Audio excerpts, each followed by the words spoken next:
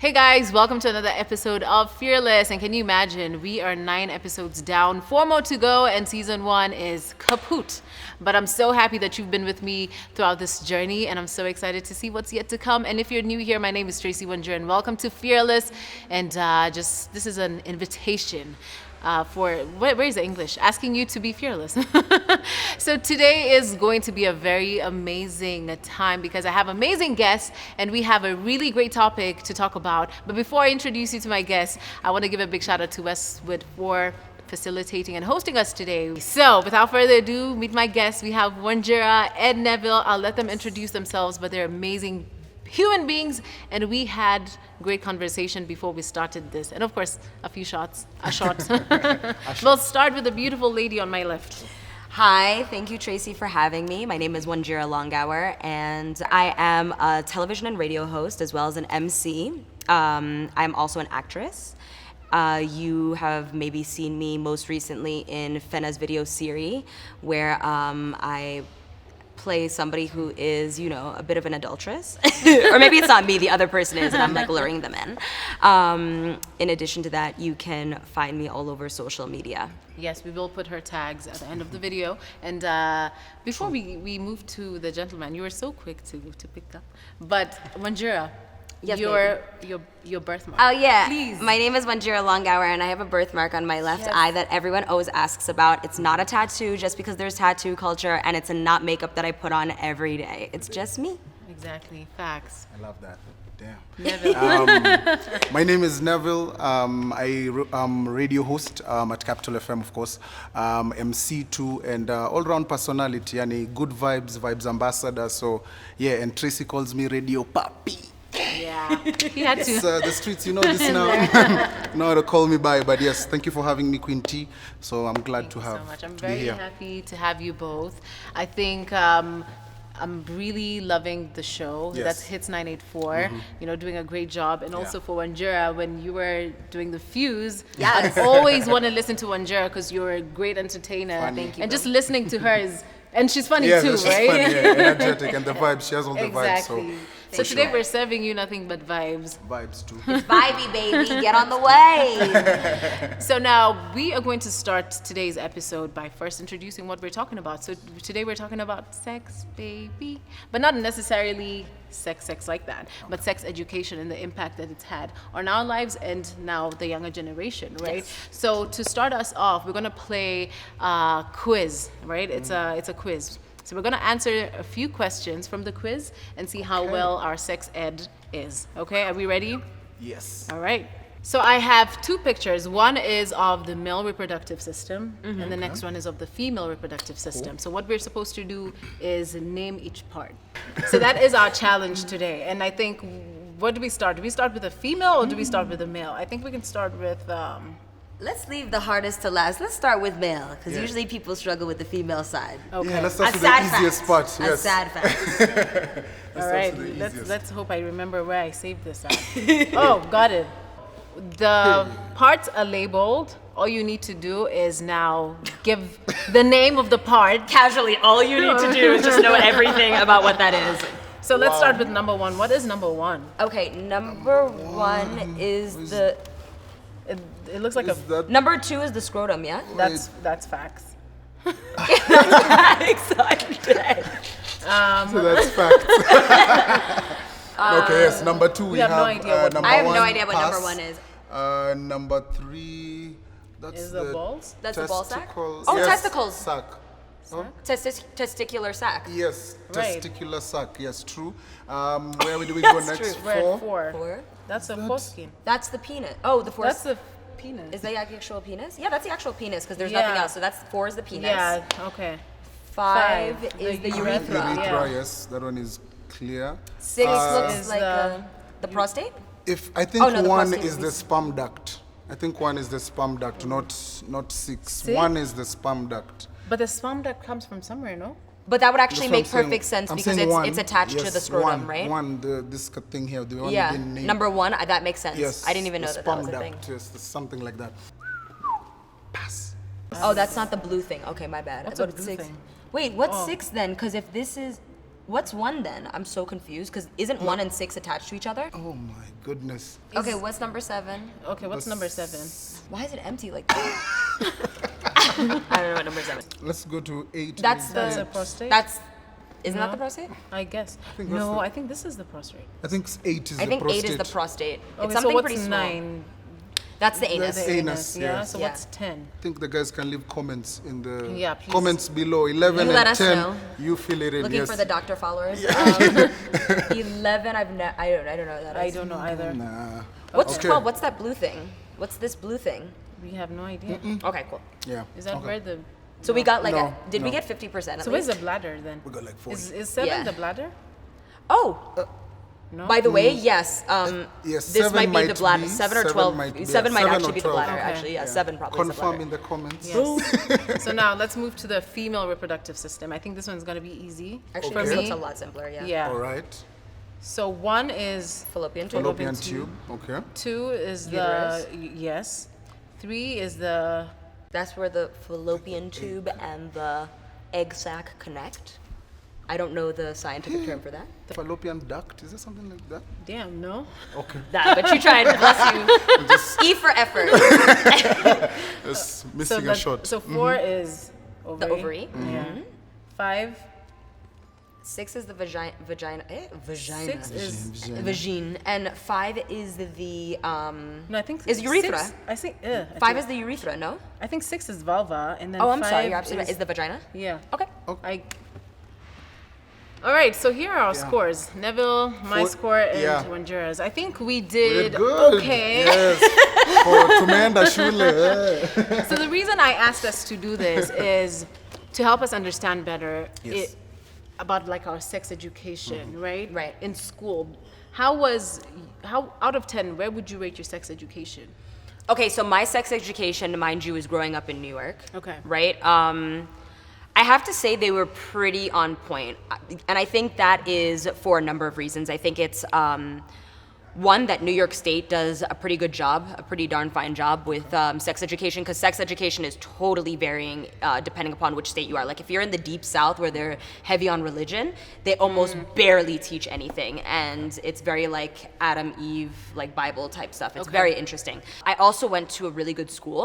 We used to watch videos. They used to get like have charts. Like sex ed was a whole class, and it was something that lasted for a few years. For myself, I remember, like from the images that we've just learned, I remember learning that in class 6, Yeah. and them just teaching you about the male and female reproductive, and I feel as if that's as far as it goes for Exactly. education-wise, and I feel, Yeah, that was it. they wouldn't tell you anything else about sex ed or how to do things, a condom, blah, blah, blah. I remember the second time I learned about sex, Okay.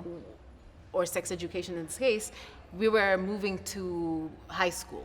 So before your KCPE, you were taken for like a retreat. Okay. And at the retreat, you were told about sex. But it was very scary because what it was a documentary about STIs, right? Yes. So what Oh, they God, showed you yeah. was, True. if you have sex, you're gonna have gonorrhea. And You're this gonna is get how pregnant. gonorrhea looks. And Real it thing. is scary. And the fear really... It really doesn't do much, I would say, because Yeah, of course. why wouldn't they tell us that, you know what, it's actually an enjoyable thing? I remember it being a really big conversation and like something that everybody was looking forward to, and that is that supposedly we were going to be shown how to put on a condom using a banana.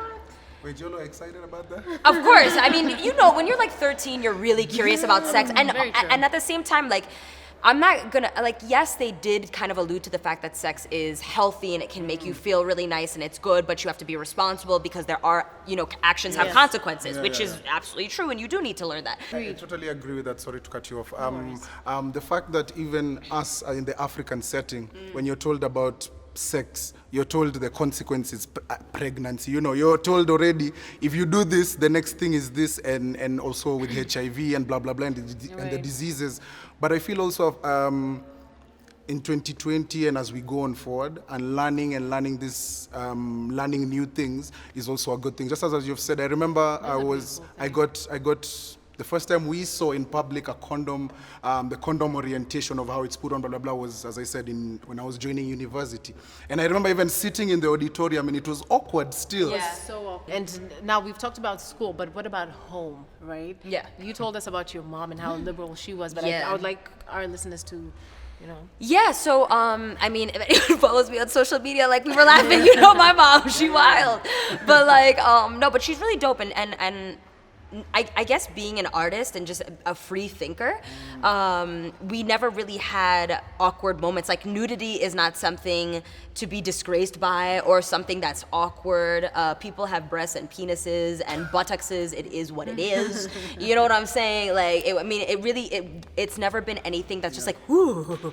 So it wasn't like we watch movies and then we'd be like, I mean, of course there's that little thing, but when it came down to like sex, and especially when she could see like, this girl, like, because your body starts going through changes from like 11, 12, depending. So like there were conversations that were had very explicitly and openly, especially as soon as menstruation kicked in. So actually a lot of the conversations that were had in school, I already had background knowledge of. From home. Right. And more, so if anything, maybe they were filling in a few other things or whatever, but I mean, it was all pretty transparent. So I wasn't necessarily, I think it's more exciting that you're like sitting watching a film with your girlfriends. And you know what I mean?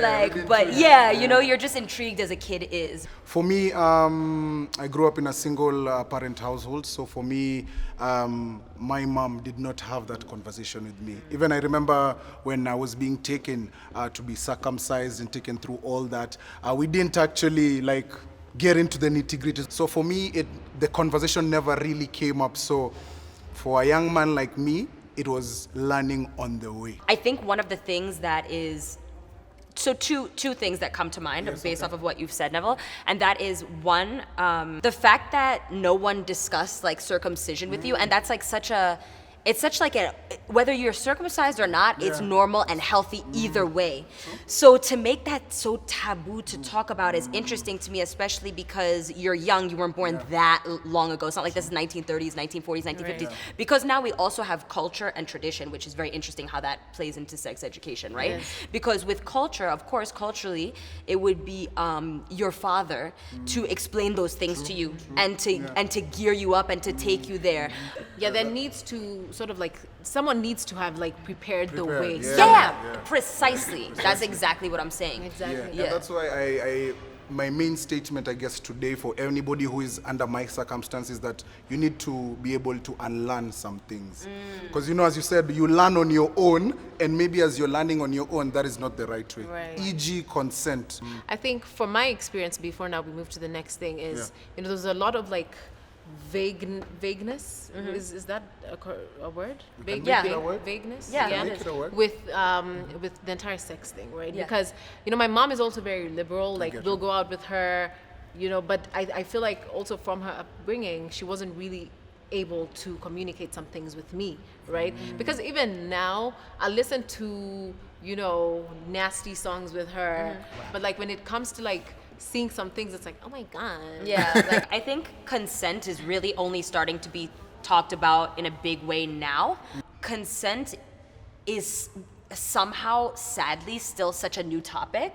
I cannot even front, like that was something that was spoken of so much. I feel like it was something that was sort of but that's obvious. And it really isn't when you realize how much rape goes around the world. You know what I'm saying? Like everyone either knows somebody or has their own story. Like I've been shocked by things that even people have told me they've been through, and I'm like, wow, I had no idea. Like I never knew. You know what I'm saying? Or like when you're really like, I have definitely been in a position where I'm like, nah, and somebody doesn't understand that I'm actually dead serious because Hollywood portrayed, and a lot of places in the world, of when a chick says no, it doesn't really mean no. She's coy. She's playing hard to get.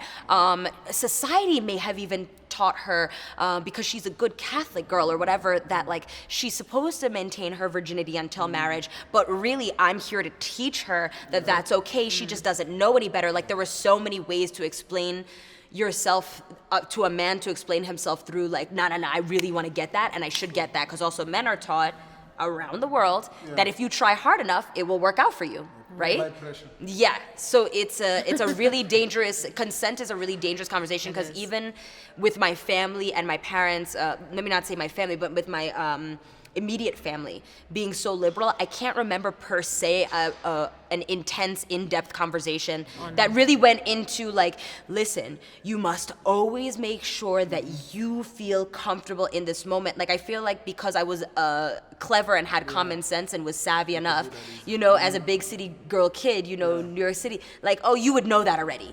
You know what I'm saying? But when you think back on certain situations that you've been in, it's like, or your girlfriends have been in, it's like, maybe was I really that cool with it, or was I just, you know, doing the dance? Exactly. You know, was I really stead firm or nah?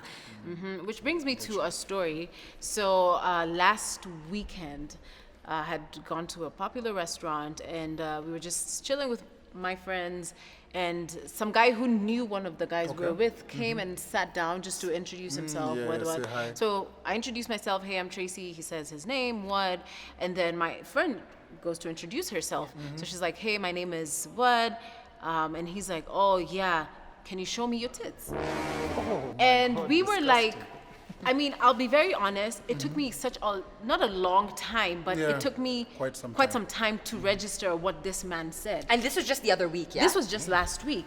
And it took me such a long time to register what he said, because, you know, as I looked back, and I think even at that time when he said that, I was really questioning a lot. Yeah. And, you know, now looking back, I was like, if this happened to me some time back, I probably would have been like, Yeah, and not I'm sorry, I didn't mean to laugh, but it was the Michael Jackson laugh for me. Yeah, the tea. But it's not like you're laughing because you're happy. You're not like, I want to show you my tits.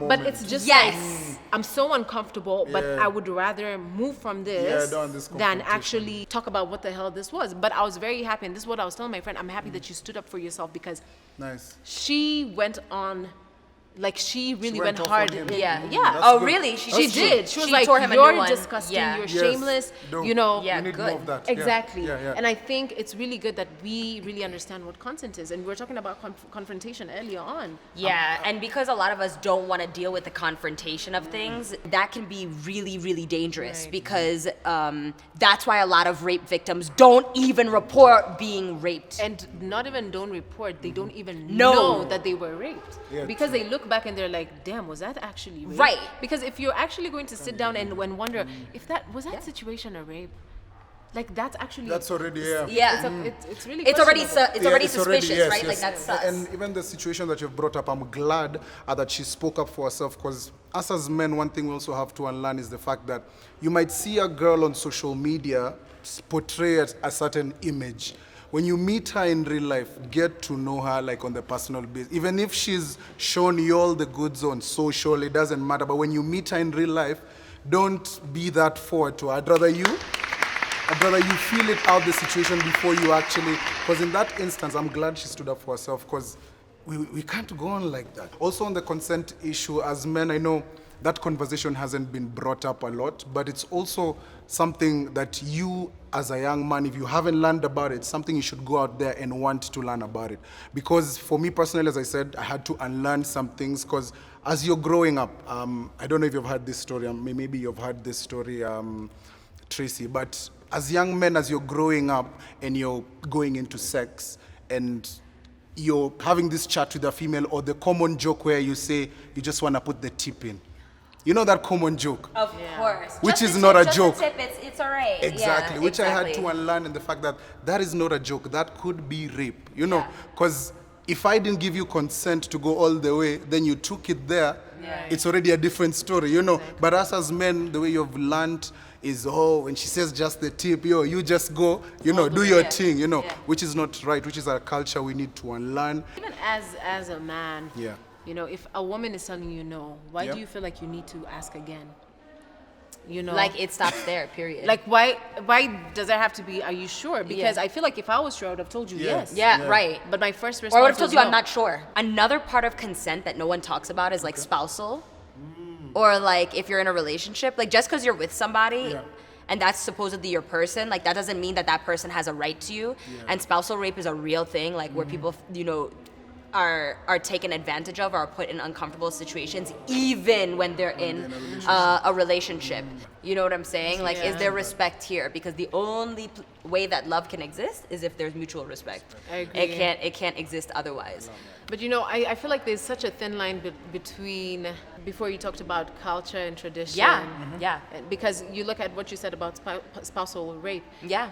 Most of its backing is cultural. Definitely, absolutely. You know. Around the world, though. I mean, even Exactly. in America, there are people who will go to Right. court or talk about things like this in court, and they're like, "But I'm married to you. Why would like you're my property?" That's such a strong sense of entitlement. Yes. It really is, if you really think about it, because it's like I own you. You're mine. Yeah. I've decided. How can we ensure that people, for example, like you as Wanjira, how would you react to such a situation like what happened last week with me? Somebody came up to my best friend and said, "Oh my God, that picture of you in Coast, like, I used it to wank off."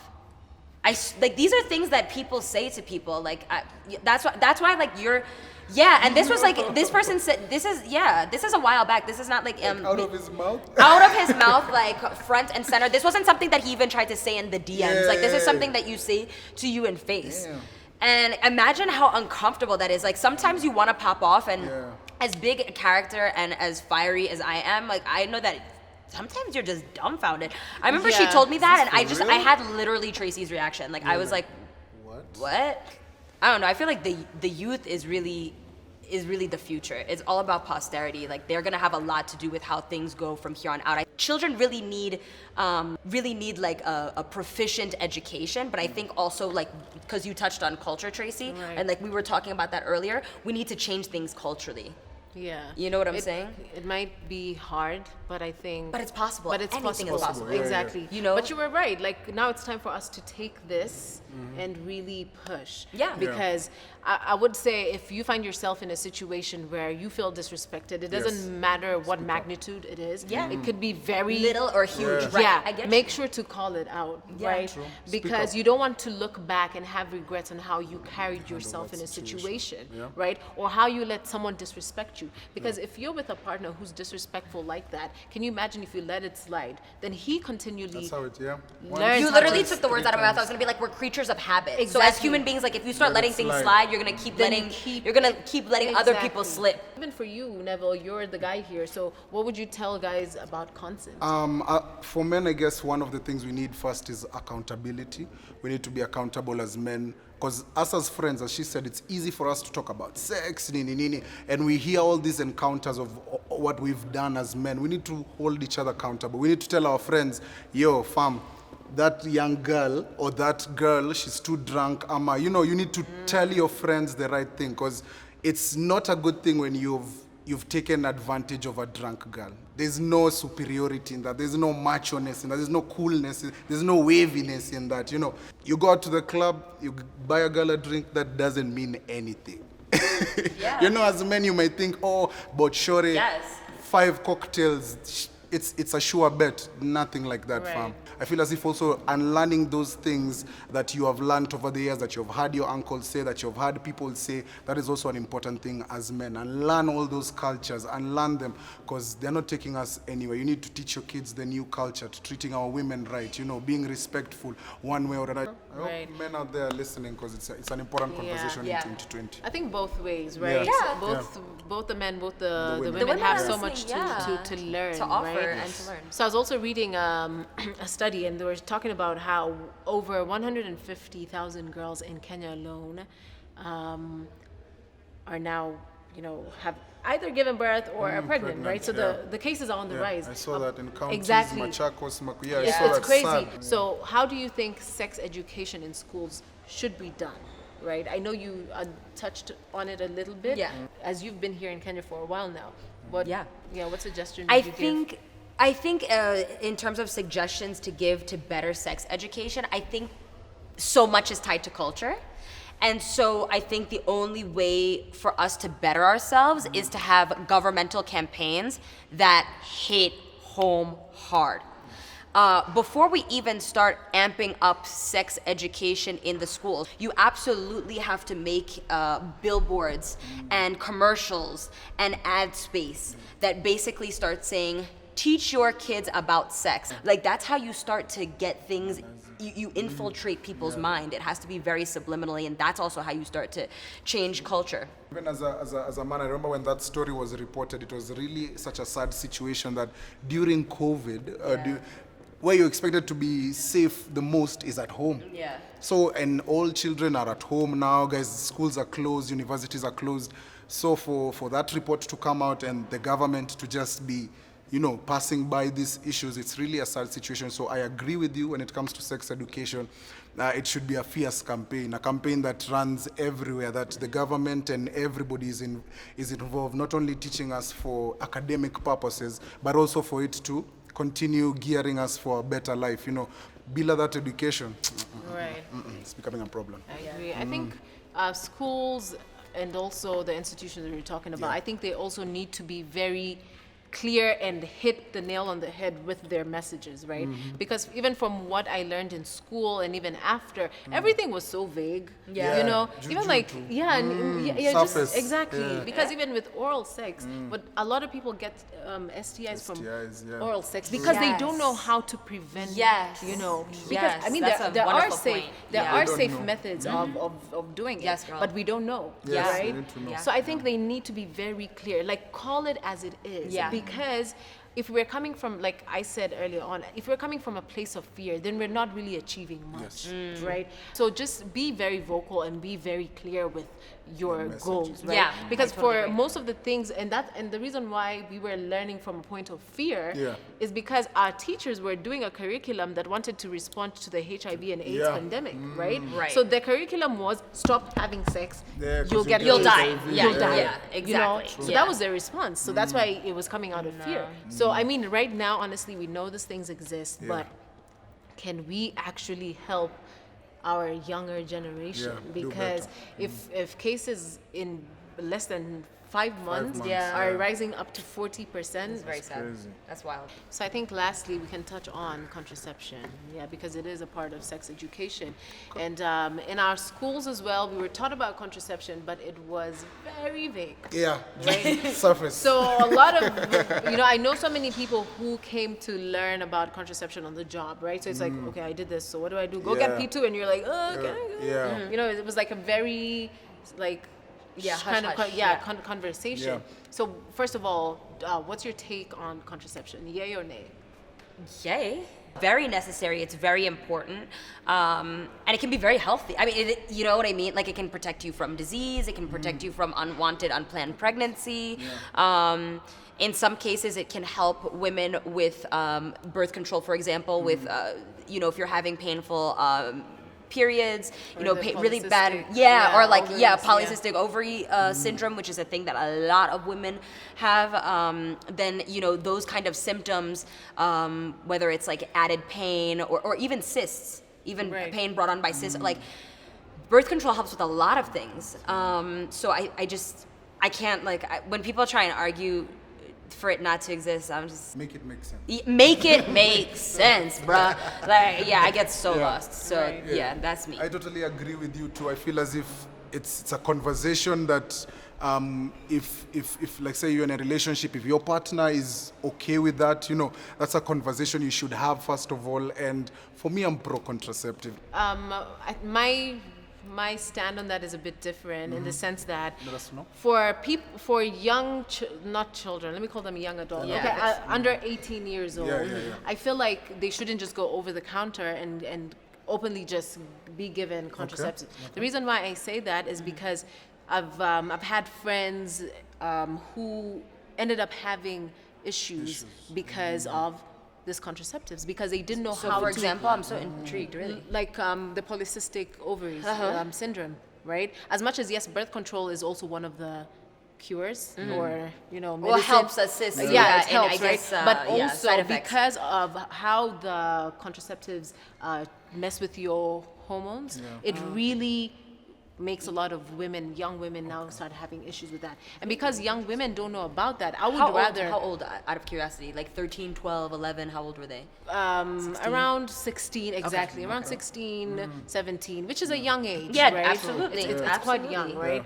Yeah. So for me, I would say if you're below 18, you need to openly have these discussions with your parents. And parents, please make it a very safe space for your children to be able to tell you, because if they come and tell you, no, I'm openly having sex and I need to learn about contraceptives, then you guys would know how to deal with the situation, so that your child is not going there to take P2s all the time.